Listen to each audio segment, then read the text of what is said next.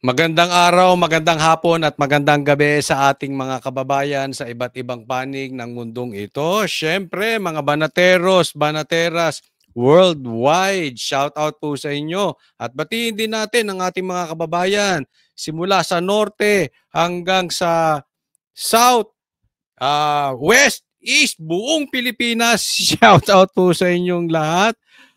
Muli po, live tuloy. Muli po, Coach Oli, News PH. Ayan, ayan, yan. Okay, ito po ang ating mga pag-uusapan ngayon.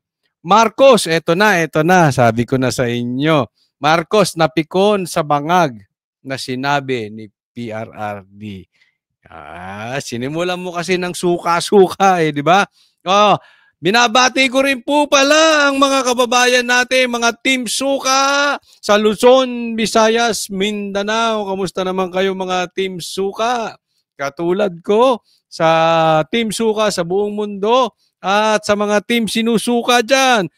Ang Team Sinusuka ay takot sa drug test. Yun. Pangalawang topic po, pag-uusapan natin BBM. Nako, ito na. Umami na bangag, sabog, habang nag-i-speech. Talaga Marcos ha, talagang aktibo ka dyan sa multivitamins na tinitake mo ha. At pangatlo po, tamba, bilang na oras dahil sa demanda. Alam nyo po, di ba? Idinimanda to si Tamba. At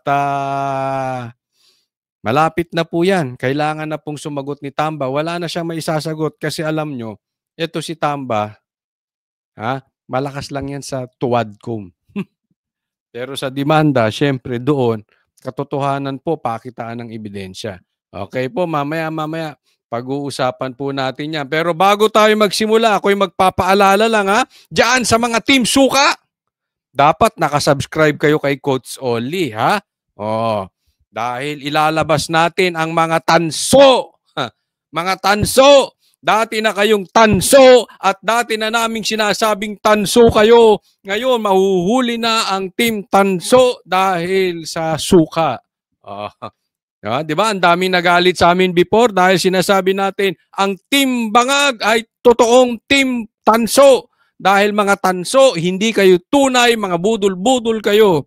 Ngayon, itutuloy natin yan dahil tayo ang Team Suka, lilitaw ang mga peke, mga tanso sa Team Suka. So, huwag kakalimutan sa Team Suka, subscribe po kayo, okay? Sabi ni YouTube sa akin, meron po kasi kaming analytics at yan po, mahilig ako mag-aral niyan. I like numbers, no? Kaya na-check ko na more than half ng nanunood sa akin. So halimbawa, ang manunood nitong video na ito ay nasa 200,000. Lagpas 100,000 hindi nakasubscribe. So sana po mag-subscribe po kayo dito sa channel ko, Coach Oli News PH. Hindi na po natin pagtatagalin dahil kay Coach Oli, bida ang balita. Eto, simulan muna natin dito bago natin pag-usapan yung pag-amin ni Marcos na siya ay adik. Ay, nako, grabe. Totoo ba yan, Coach Oli? Mamaya ay papaliwanag natin. Wag naman po kayo excited. Tungkol sa sabog sa kampanya. Mamaya. Pero ito muna pag-usapan natin dahil importante ito. Okay? Kasi ito na po ang strategy ng Team Bangag. Papakita natin. I also wanted to ask you about the remarks of former President Duterte last night at the proclamation rally of PDP Laban. He accused President Marcos again of using drugs, particularly heroin. He also used the word bangag. I'm curious, how does Alianza, or you particularly, how do you plan on addressing that? I mean, yan. Ito, usapin dito, okay? Yung binanggit na ni PRRD na bangag ka, Marcos. Paano sasagutin ito ng grupo ni Marcos, ng kampo? Anong strategy nila dito? Kasi yung sasabihin ng mama na ito, yan po ang magiging maliwanag na strategy ng Team Sinusuka patungkol dito sa drug test or dito sa pagiging addict ni Marcos. Sagot! I don't plan to address it, 'di ba? Kasi ganoon naman yung playbook ni President. Yun, okay? Anong strategy? ignore. Okay? Pag patungkol sa cocaine, ignore. Pag tungkol sa droga, ignore. Pag tungkol sa heroin, ignore. Pag tungkol sa bangag, ignore. Yan. Hindi nila papansinin. Bakit? Duwag sila dahil adik. Adik lang ang takot sa drug test. Duterte, di ba? Basta't, even before, di ba? Basta't kalaban niya, yun naman ang number one accusation niya eh. Fake news ka, fake news. Fake news ka, Brad. Fake news ka, Brad. Basta daw kalaban ni Duterte, ang number one accusation niya, adik. Hindi po. Marami siyang sinasabi, magnanakaw. Bakit? Si Tambaluslos ba sinabi niyang adik? Ha? Yung Quadcom, sinabi ba niyang adik? Ngayon, tanong ko sa inyo, sino sinungaling? Itong maman to ako. Di ba? Si Lenny, nakalaban niya. Binabanatan siya. Sinabi ba niyang adik? Sino sinungaling? Ako o siya? Yan ang mahirap. Sir, sorry. Naunawaan kita, trabaho mo ipagtanggol yan eh. Trabaho mo ipagtanggol yan. Alam ko, vlogger ako eh. Bakit? Kasi ako naawa dun sa mga kapwa ko vlogger na bayad para ipagtanggol si Marcos. Ay, talagang kawawa. Paano mo ipagtatanggol? Ano katanggol-tanggol kay Marcos? Paano mo ipagtatanggol si Marcos patungkol sa droga na isang takot magpa-drug test? Sige, paano ipagtatanggol? Ano mangyayari sa'yo? Magpe-fake news ka ngayon. Anong nangyari sa iyo ngayon? Magsisinungaling ka katulad nitong mama na ito. Trabaho lang eh. And the best na gagawin mo, ignore. Or magturo ka. Hindi ko masagot yung adik ako. Fentanyl, ganan. Hindi ko masagot yung adik ko eh. Pero yung bibig, gaganon-ganon na. Anong gagawin nyo? Diba? Ignore, or magturo ka, or downplay mo. Tulad ng tingnan mo yung ginagawa nitong mama na to. Ganon na ganon. Di ba? Either a drug user o drug pusher. Hindi. Sinabi ba niyang drug pusher o drug user si Tamba? Adik ka ata, sir eh. Hindi. Tanong lang yun. Tanong. Naku, pambira. Nabubuko. Ang hirap ipagtanggol ng hindi ka tanggol-tanggol, no? Diba? So, bakit pa natin papatulan yung bagay na yun? Hindi mo talaga kayang patulan yun. Mati si Marcos doon. Mati. So, in the coming sorties, we shouldn't expect President Bongbong to address that in any way? I hope not. Hindi na mo. Sa mga susunod ba na sorties o rally ng Team Suka at saka Team Sinusuka, i-address ba nyo? Kung halimbawa, magsalita si PRRD, ay, adik ka, bangag ka talaga. Anong gagawin? I-address ba? Sasagutin ba ni BBM? Anong sagot nitong mama? I hope not. So pagtatanggol. Para sa kanya, ang datingan kasi noon, hindi niya sinasagot na kung dapat sagutin ni Marcos yung bagag siya. Ang sagot niya, sana hindi. Ano ibig sabihin? Para sa kanya, ang pinapalabas niya, tama na hindi niya sagutin. Alam mo dito pa lang sa mga lumalabas na ito, adik na talaga si Marcos. The way na pagtanggol nila, inaako na nila, sana hindi. Huwag mong aminin. Huwag, ganon. Diba? Kasi bakit? Pag napunta ka dyan, babaong ka. Dahil pag sumagot ka ng patungkol sa droga, tapos hindi mo kayang backupan ng drug test, useless. Diba? Kaya, I hope not. Diba? Wala eh. It's a playbook. It's already a formula. Hindi po kasi nungalingan yan. Lagi, sagutin nyo ko kahit sagutin nyo taong bayan, sir. Yung iba bang kalaban ni PRRD sinabihan niyang bangag? Sinabayan niya bang drug lord o drug user? Hindi. Kaya wag mo pa ulit-ulitin yung playbook. It's not a playbook. It's for the real addict. Oh, can you please, the addict in the house, stand up? Hoy, wag kang tatayo, sir. Wag. Yun yun. Di ba? Ganun lang yun eh. Hindi playbook ni PRRD yun. Para kay Marcos lang talaga yun. Di ba, basat kalaban? O, ikaw, pusher o user. Ganun lang naman yun. But as Hindi kasi eto yan, ha? Ako, I really hope na ang buong PDP ay magpa-drug test to force yung alyansa na magpa-drug test. I'm not saying na addict yung mga senatoriables ni BBM itong team sinusuka. Hindi po. Para lang mapuwersa yung kanilang boss magpa-drug test. Dahil talagang iwas na iwas siya dyan sa drug test na yan. At alam mo, sir, hindi po ito para sa kampanya lang. Ito po ay responsibilidad ni Marcos na ipakita sa taong bayan na siya ay karapat-dapat. Manguna, isipin mo, ikaw sir, papayag ka ba ang driver mo adik? Kamay-kailan lang may nabalitaan ako. Isang mama, sobrang galit na galit na galit. Di ko nababanggitin, isang malaking politiko. Ito, totoo to, kakakausap ko lang. Bakit galit na galit siya sa drugs? Kasi yung pamilya ng best friend niya, umiyak sa kanya. Bakit? Yung lalaking anak niya na adik, ginagahasa yung kapatid niyang babae. This is real talk.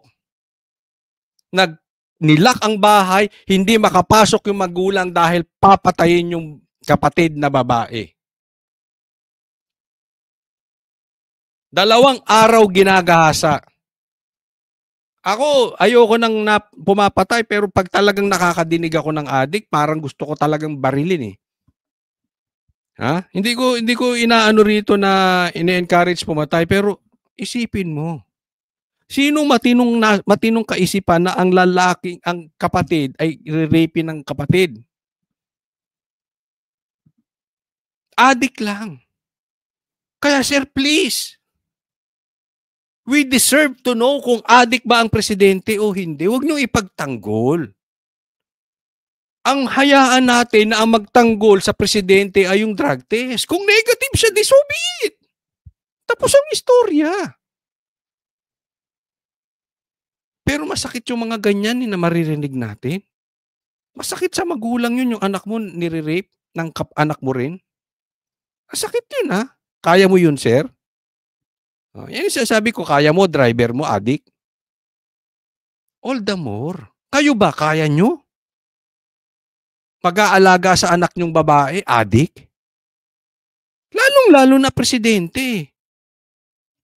Di ba, huwag nga tayo magplastikan, sir? Type nyo ba yon?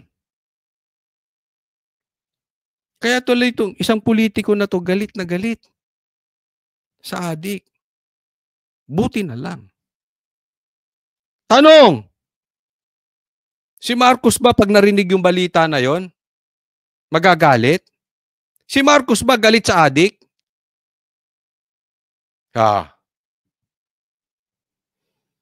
far as your candidates are concerned, your advice is don't comment on it. No need to respond to it. Ano, Ang tanong sa kanya, hindi na dapat mag-comment doon sa bangag issue. Hindi mo Sige. naman- hindi nga namin tinitignan kung ano yung sinasabi nung...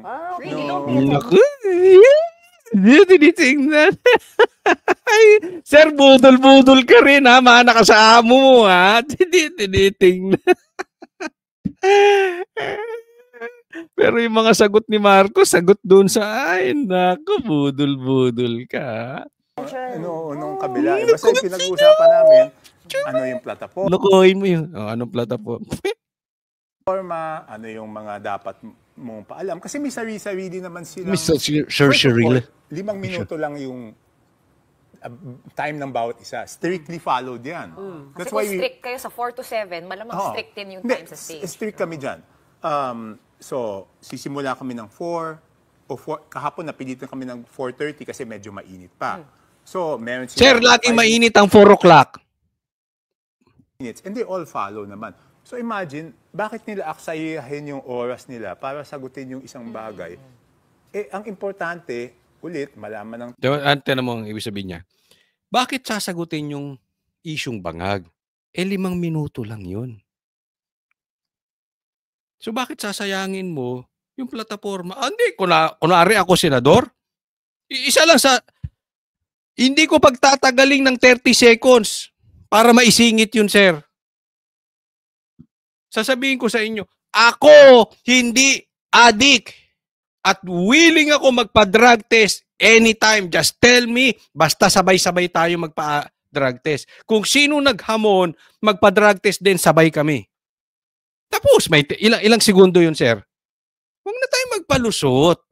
Hindi ito para kayong quadcom eh. Plastic. Pinupunan nyo yung 150 million na confidential funds ni BP Sara, pero hindi nyo mapuna. Etong mga grabihang pagnanakaw at korupsyon. 'Di ba? Flood control projects, anong nangyari?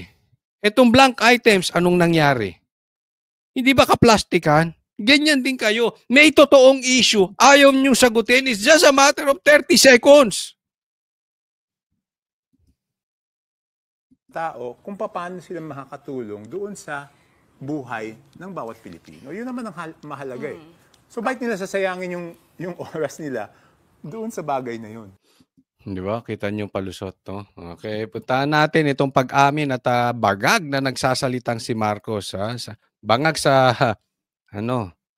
sa kampanya. Pakinggan naman natin si Bangag. Hoy, si PRRD nagsabing adik ka, ha? Inuulit ko lang. Kung hindi mo kayang labanan si Duterte, wag kami mga maliliit ang kinakalaban mo. Kung duwag ka kay Duterte, wag kami. Hindi lang bukod pa sa kanilang talino. Ano, Marcos, sabog ka ba? Ba't uutal-utal ka na naman? Ano naman? Pagka may rally, pag may sortie, wag kang nag-multivitamins. Kasi nabubulol. Mamaya mag-aalamano ka na naman, Marcos. Bukod pa sa kanilang galing. Ano? Bukod pa sa kanilang karanasan. Ano? May pagmamalaki po natin na sila ay walang bahid ng dugo ng mga pinatay na libo-libong Pilipino nung extrajudicial killing. Naka, linis ng tatay mo. Sino ang pumatay kay Ninoy Aquino? Nagtatanong lang ako, Marcos, ha? Ilan ang namatay nung martial law? Ay, nagtatanong lang ako, Marcos, ha? Ilan ang namatay sa KOJC siege? Nagtatanong lang ako, Marcos, ha? Pag nagsasalita, yung panga mo, pag ganon, ha? Diretso lang. Ganyan lang. Ganyan lang, ha? Pag nagsasalita, ha? Pag nag-i-speech, huwag ka nagbababulgam. Okay? Sige. Kasi mapapagkamalang ka eh. Hindi, alam mo, may mga nagko-komentaryo sa akin, Coach, tingnan mo si Marcos, sabog. Sabog sa kampanya. Paano pag ganong-ganong ka ng bibig? Tapos, ano ka pa? Uutal-utal. Ayun mo kasi. Diretso, anong ibig mong sabihin sa speech mo? Pakinggan natin ang sagot niya kay PRRD na si BBM.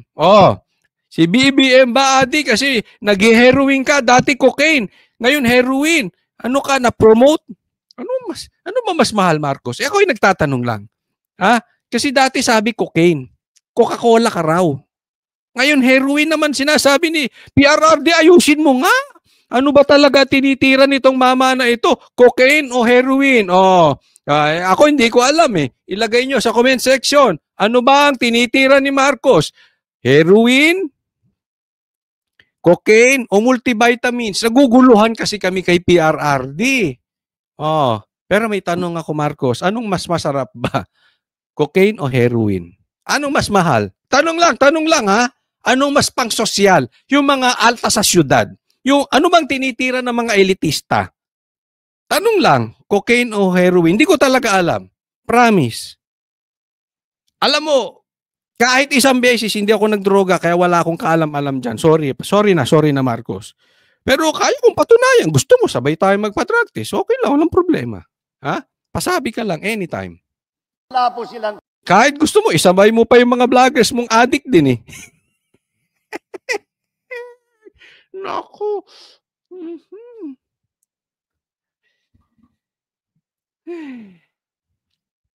Pero ito pala, may sasabihin ako sa inyo ha. Bago tayo mapunta sa adik-adik. May nababalitaan ako. Ha? Na nagsasabi na si Pastor Kibuloy ay magpapadrug test. Nag-aantay na lang ng go signal kung papayagan siya ng korte. Kasi alam nyo naman, nakakulong si Pastor Kibuloy eh. So, bawat galaw niyan, kailangan pinapaalam. No? And willing siya. Alam mo kasi kung hindi ka naman addict, bakit hindi ka magpa-drug test? Yeah. Lalo pag gumaganong ka na, tingnan mo yung anak ni Amy, ganun-ganon din. Ang sagot doon, para maalis yung duda ng taong bayan, drug test lang. Oh. Eh si Pastor Kibuloy, sabi niya, hindi. Karapatan ng taong bayan malaman yung kung ang mumumuno sa kanila, adik o hindi. Kaya, alam mo, congratulations ha. In advance, payagan ka man ng korte or hindi. Alam mo, ang importante, Marcos, tandaan mo to. Okay? Kasi kung payagan man si Pastor Kibuloy ng korte o hindi magpa-drug test, ang importante, willing siya. Kung pinayagan, di magpapadrug test siya. He's doing his part. Hindi niya tinatakbuhan yung problema. Hindi siya duwag sa problema. Hinaharap niya. Ito problema ng bansa natin ngayon. Number 1 problema ng bansa natin ngayon, mga adik. Yan ang dapat sinusolusyonan. Kaya ako,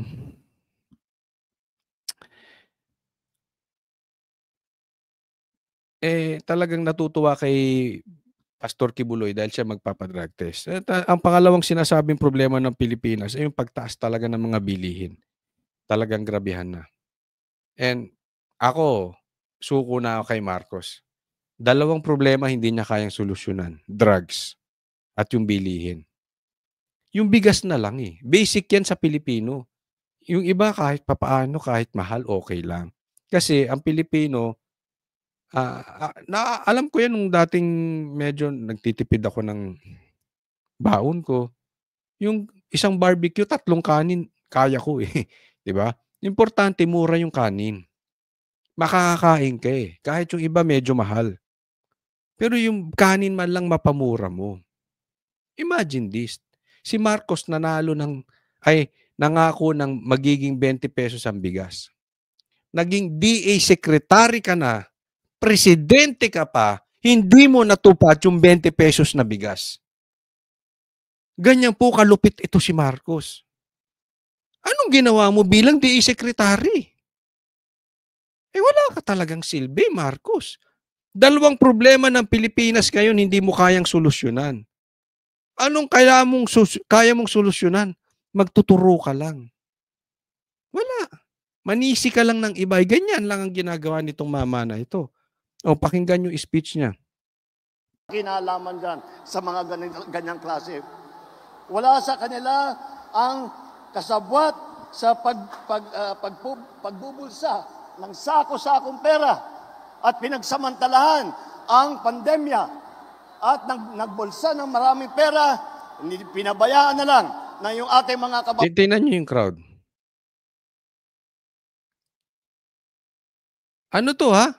Channel ng government channel galing to sa PTV. Silang kumuha niyan. Tingnan niyo yung crowd.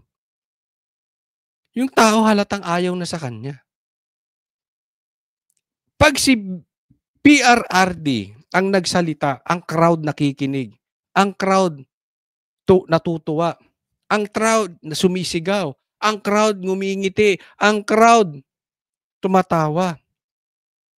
Ang crowd sinisigaw pangalang Duterte. Balita ko nga dito. Hindi nyo lang nilagay eh.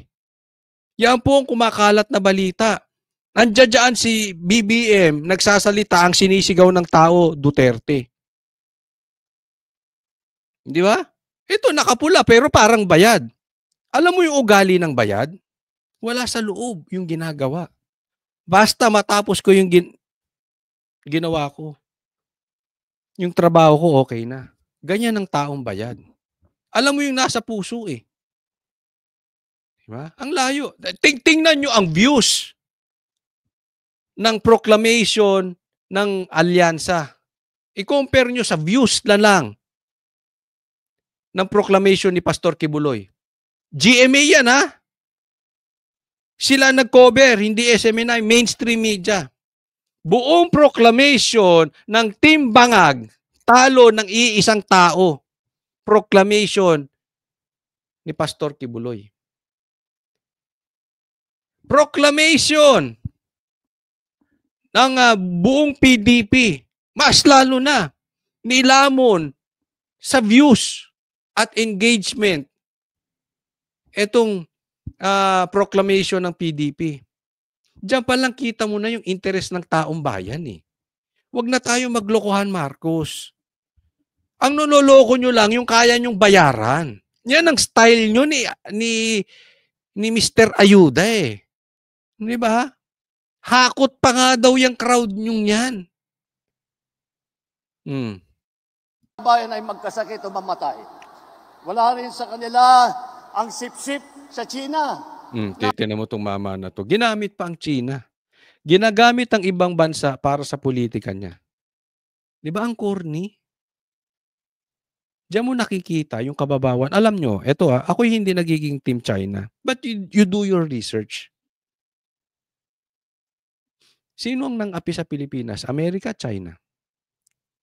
Sinong sumakop sa Pilipinas? Amerika, China. Sinong nangingialam sa Pilipinas? Amerika o China?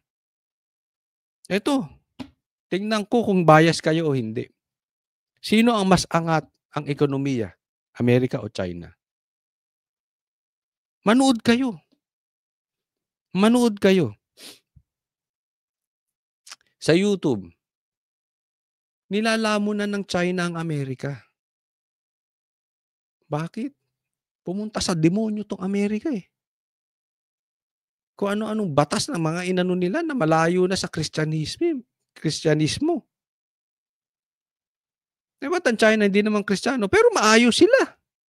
Trabaho lang sila ng trabaho eh. Itong Amerika, sakop ng sakop. Nangingialam eh. Ngayon, posibleng umangat ang Amerika dahil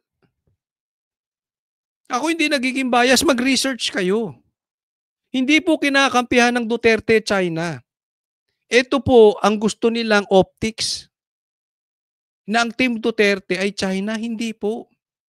Doon lang tayo sa kung saan makakatulong. Doon lang tayo sa totoo.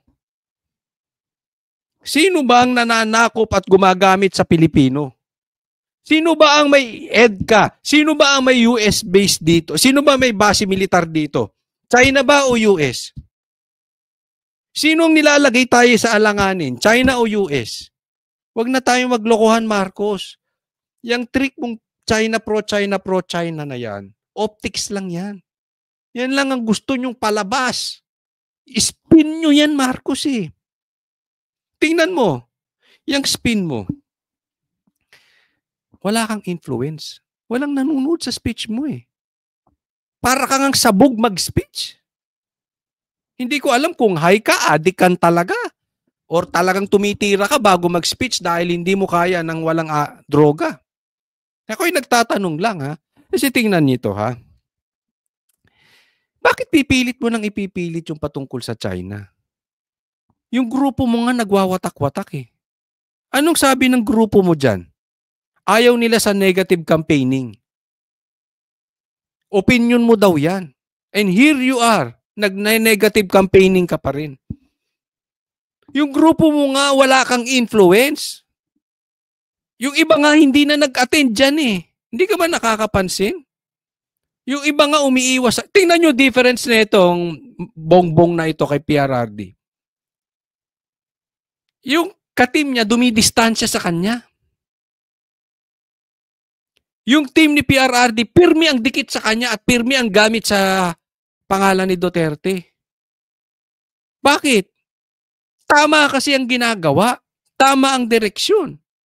Ikaw mali. Until now, yung kampanya mo, kabobohan pa rin. Nasa China ka pa rin hanggang ngayon. Ito hindi niya masagot. Sagutin mo yung drug test. Sagutin mo yung bangag. Alam mo yung ginagawa ni Marcos na yan? Ayan ay pag-amin na siya ay addict. Addict ka talaga, Marcos. Talaga sa aking opinion, ano pa ba yan? Sinabi ng grupo mo ayaw nilang negative campaigning. Sinabi ni PRRD bangag ka. Anong sagot mo, China? Tanong, sino ang addict ngayon sa atin? Yung Team Suka o ikaw? Ang layo na sagot mo, sabi bangag ka eh. Ano sinasabi mo? China, China, China. O talagang sadyang bobo ka lang? O talagang sunog na yung utak mo sa droga? Di ba? Ano itong klaseng mama na ito? Pero okay yan. Gaya ng sinabi ko sa SMNI, matuwa tayo. Bakit? Sama ng sama sa kampanya. Yan ang magpapatalo sa kanila. Kita mo, didistansya na yung iba dyan. Nagsisimula na nga dumistansya si Erwin tsaka si Tito eh. Ayaw nila ng negative campaigning eh. O, di ba? Grupo mo mismo nilalaglag ka. Grupo mo wala kang influence. Inutil ka. I mean, you are a useless leader. Natuwan-tuwa, sumisigaw. Tuwang-tuwa pagka yung ating mga Coast Guard ay binobomba ng mga malalaking barko. Sinong natutuwa? Sino sumisigaw? Fake news ka na naman, ang bubudol ka na naman, Marcos. Katangian mo talaga. Sabagay, ang magnanakaw ay kamag-anak ng adik. Nako, budol-budol talaga to. Ang sinungaling ay kamag-anak ng magnanakaw. Hindi po sila sumasang-ayon sa mga ginagawa na hinaharang ang ating mangingisda at ninanakaw ang kanilang huli. Alamano ka na. Pinaglalaban po namin yan. Sabog ka, Marcos, sabog ka. Tinatanong lang kita, sabog ka? Sabog ka ata eh, no? Ako dapat maglaban nga sila ni Pastor Kibuloy ng debate. Kay Pastor lang, hindi mananalo to. Wala ito. Kasi alam nyo kung bakit. Napaka-traidor ng mama na ito. Nakinabang ka kay Pastor, humingi ka ng boto. Don't tell me wala kang pakinabang. Wag tayo mag-isa-isahan dito. Wag mo hayaang isa-isahin namin ang naitulong sa ni Pastor. Alam ko, alam mo yan. Alam ko, alam mo yan. Wag tayong maglokohan. Nakausap namin si Pastor Kibuloy. Wag tayong maglokohan. Alam ko bakit inaganyan nyo si Pastor Kibuloy. Ha? Traidor ka lang sadya. Di ba? Hoy, katangian ng adik yan eh. Sabi ko nga, hanggat hindi ito drug test, adik ang tawag dito ng mga Pilipino. Wala sa kanila ang nagtataguyod ng mga Tingnan mo, parang binabasa na lang, hirap na hirap pa. Nakita mo yung speech ni Marcos, ay ni PRRD? Diba? Kalmado. Relax ka lang, Brian. Relax. Ikaw ang presidente. Kalma. Agitated ka, para ka nakatira ng heroin eh. Kalma lang. Sentro ng krimen. Sentro na pagpapalapastangan ng mga kababaihan. Wala po sa kanilang kinalaman yung mahiwagang pogo na ang daming... Ito na naman, dinidikit na naman. Alam mo ba yung pogo na yan? Ididikit din sa aming mga DDS vloggers o sa aming Team Suka vloggers. Didikit niyan. Sinabi na yan ni Barbers eh. Iimbestigahan yung mga vloggers patungkol sa Pogo. O, tas anong gagawin? Yung Pogo ang nagpipinan sa mga vloggers ni PRRD. Di ba? Tanga! Hindi po mura yon. Halimbawa, ako'y patawag at ako'y nababalitaan ko, ako'y nasa listahan na. Alam nyo, may sulat na daw na pinapadala. May intel ako na kasama na po tayo sa listahan. 4 na po kaming banateros kasama sa listahan. Kahit anong piga mo, wala ka makukuha ang piga sa amin na bahid droga at bahid pogo. Una sa lahat, ayoko ng gambling. Kahit idikit mo ng idikit yan, alam ng mga tao sa paligid ko, ayaw ko ng droga, ayaw ko ng sugal. Kaya bahala kayo. Wala kayong mahahanap na ebidensya patungkol sa sugal sa akin. Kahit saan, halughuguin mo mga kasino, halughugin nyo ang mga tapes, video ng mga pogo. You've got nothing on me. Good luck sa inyo. Pogo pa more. Bobo rin talaga itong mga to. Problemang binigay sa atin, ang daming sinaktan na ating mga kababayan. Tayo ngayon ay humaharap sa ating Marcos, parang nangingitim ka. Hindi, maitim din ako pero there's something with Marcos. Hindi naman to nagta-tricycle. Hindi naman to nagbibisikleta. tinitingnan po natin kung saan ang tutunguan ng Pilipinas. Yan po ang halaga nitong eleksyon po na ito. Ang mahalaga ang eleksyon na ito dahil sa eleksyon ito, sa pagboboto ninyo, Ano? mamimili po kayo Nang ano? kung tayo Ng ba adik. ay babalik. Kung tayo ba ay babalik. Look at the crowd. They don't even care what you are saying. Sa Tagalog, adik ka. Hoy, sa pool, di ba? Wala eh. Kayo, mga bashers, I dare you, punta kayo sa rally ng PDP na nandun si PRRD. Ang layo. Sa Alam nyo, may ikukwento akong konti, no? Patungkol sa rally. Pero mamaya. panahon na gusto na ating mga liderato ay ang Pilipinas magiging probinsya na. Yung tungkol kay i-compare nyo po ang proclamation ng PDP ay ng Team Sinusuka compared sa proclamation ni Pastor Kibuloy. Napakaayos po ng proclamation ni Pastor Kibuloy. And first time na ang proclamation ng isang tao nationwide ginawa. Sabay-sabay. Buong Pilipinas. And very systematic. Ito I'm just hindi ko sinisiraan ng PDP. But I'm just telling you the truth. Tinalo pa ng proclamation ni Pastor Kibuloy ang Team Alyansa ni Bongbong Marcos. At tinalo, kahit i-compare mo sa proclamation ng PDP, I was there. Andun ako sa harap sa PDP at doon kay Pastor Kibuloy. Ang layo po ng diferensya. Ibang-iba yung sistema ng proclamation ni Pastor Kibuloy. Bakit ko sinasabi yan sa inyo? Hindi po sinisiraan ng PDP. I really hope na siguro ang mag-handle ng mga rallies ng PDP ay ang SMNI na o si Pastor Kibuloy.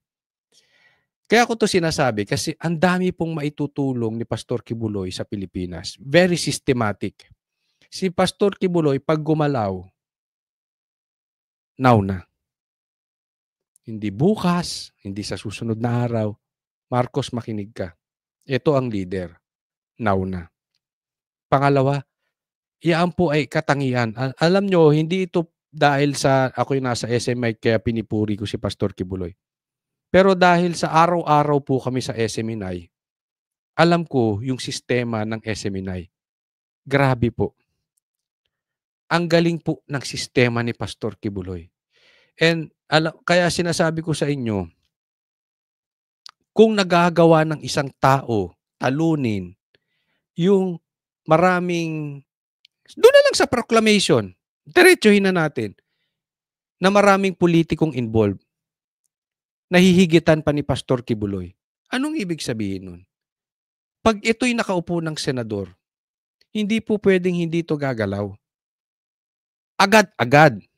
At may sistema. Meron siyang sariling makinarya. Kaya nga hindi niya kailangan to sila Marcos eh. May sarili siyang makinarya, may sarili siyang pera, may sarili siyang guard, may sarili siyang camera, may sarili siyang network, may sarili siyang bahay, kumpleto po si Pastor Kibuloy. Kaya niyang i-apply. Mali yung sistema, maayos agad.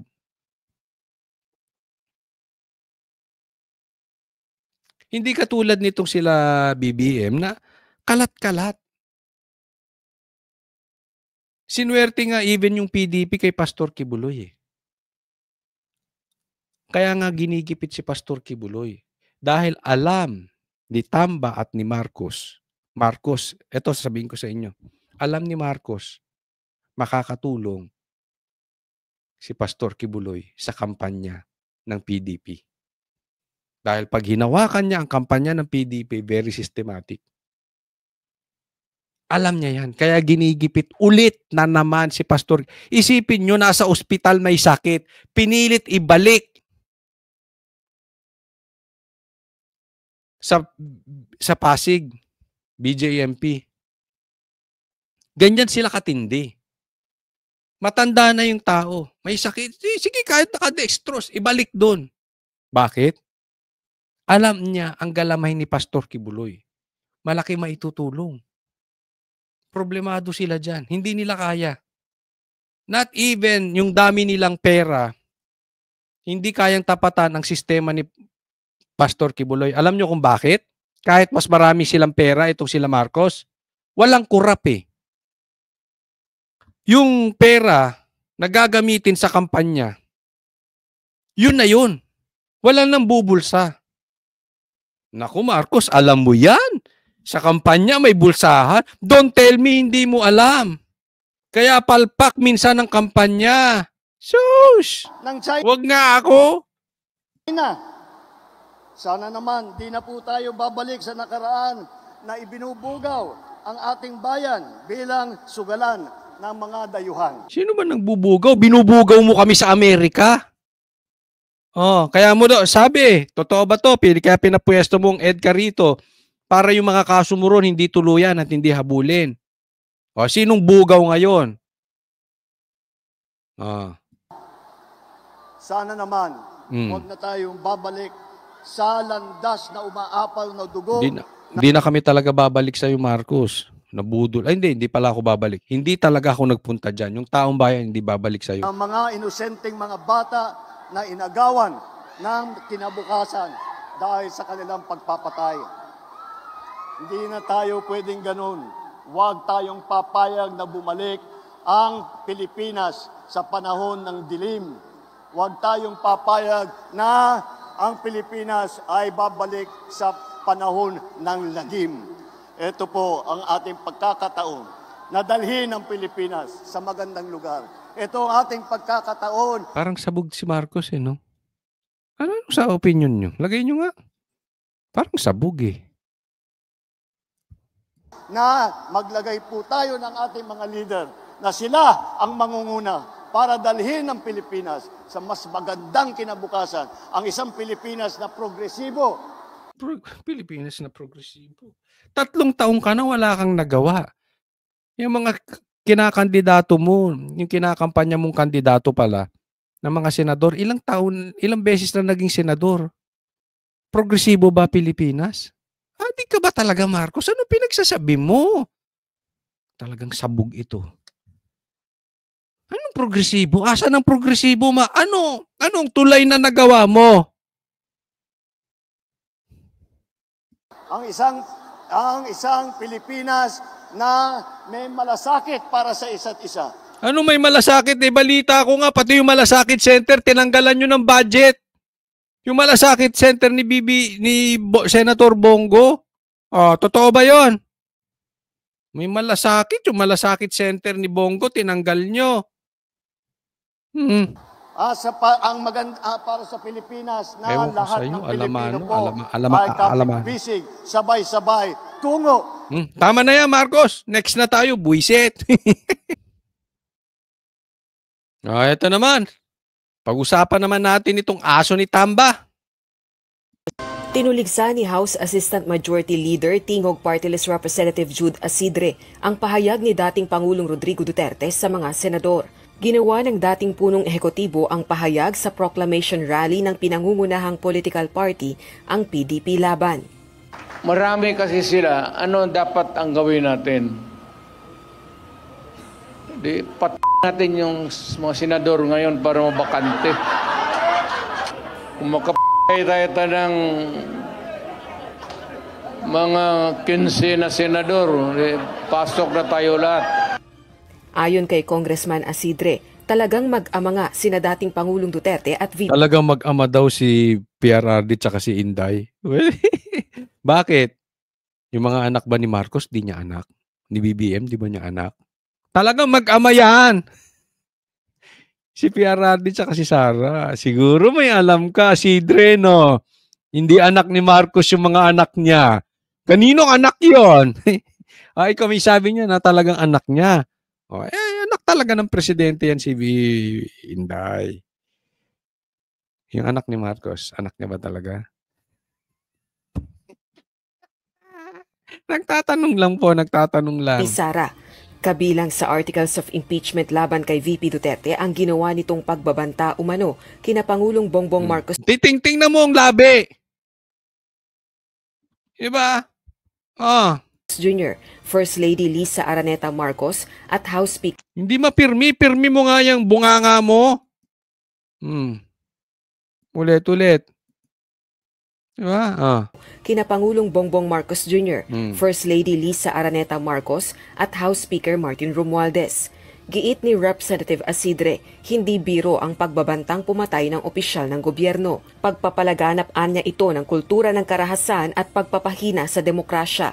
Dagdag pa nito, inciting to sedition o grave threats ang pagbabanta sa mga opisyal ng gobyerno at hindi pwedeng baliwalain dahil bantas seguridad.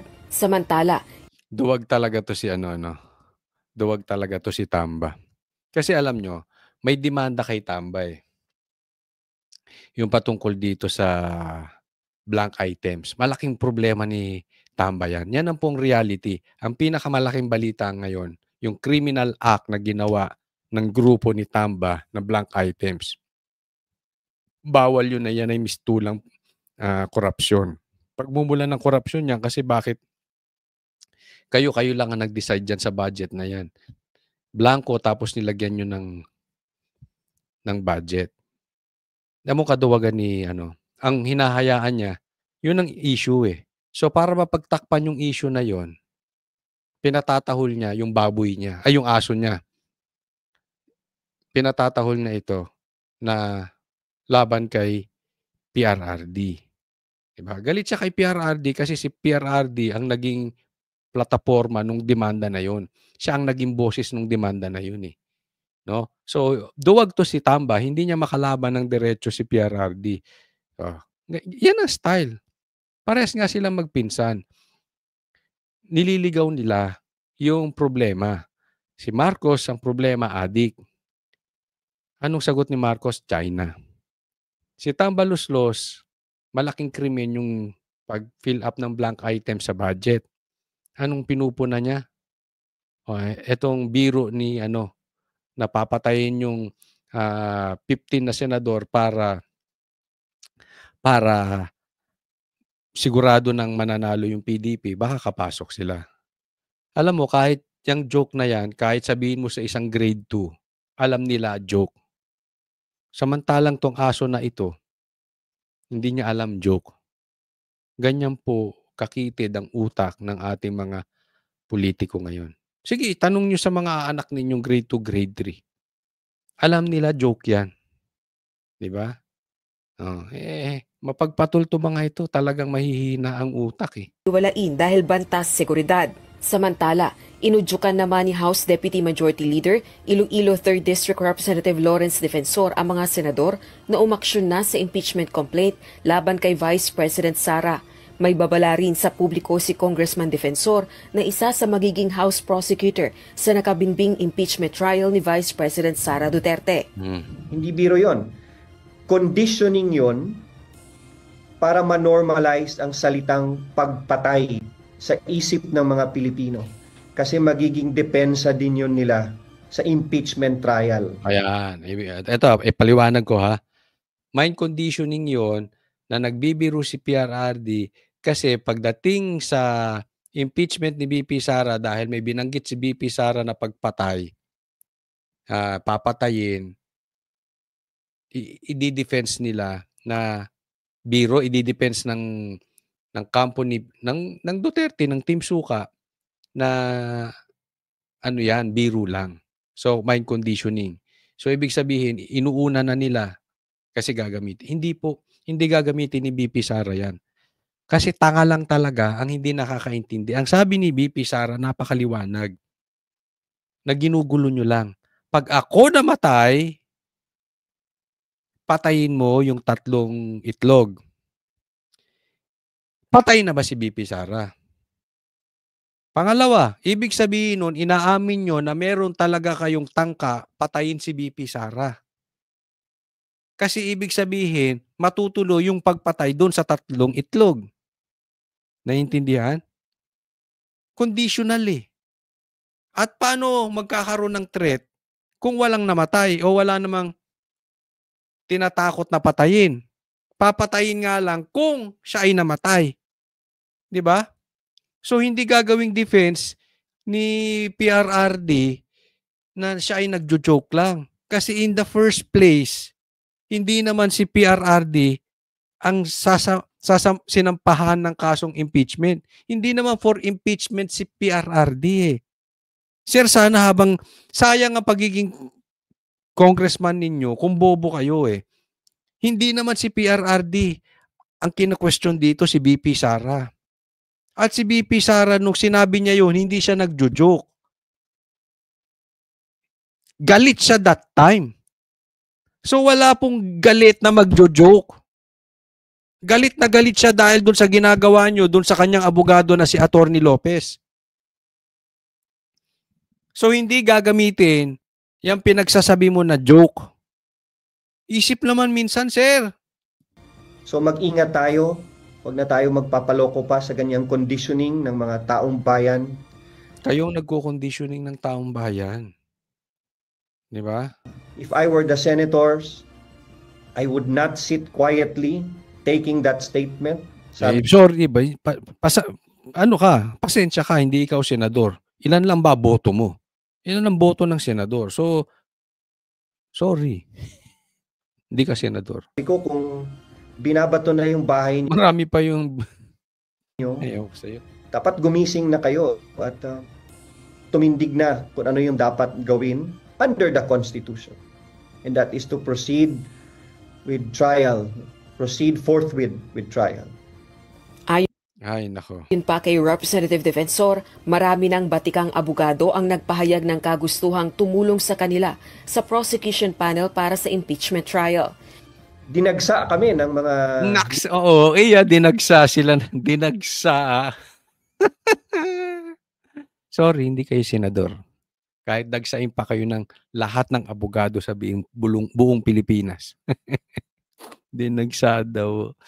Nakasaamo mong budol-budol ha. Legal eagles na sa buong Pilipinas na gustong tumulong to proceed with this impeachment trial at dinagsa kami ng mga batikang abogado na gustong makonvict at matapos na itong impeachment trial.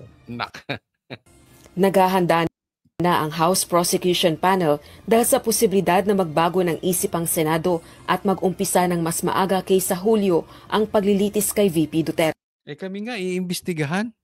Isipin mo, nagpapadala sila ng pinapatawag ang mga vloggers. Naka-adjourn na, nagpapadala pa kayo. Mga bugok talaga kayo. Ano-ano pinag-aasikaso niya. Ayan yung mga to. Paalala ko doon sa mga hindi ko pa po subscribe po kayo, Coach Oli News PH. At abangan ninyo. Meron akong gagawin this week. Very important. Tayo naman na magpapatawag sa kanila sa Supreme Court. Okay. Abangan nyo po yan. Subscribe po kayo dito sa channel na ito at i-like nyo na rin po. Like and subscribe dito kay Coach Oli. Para sa Diyos at Pilipinas ko mahal. God bless everyone.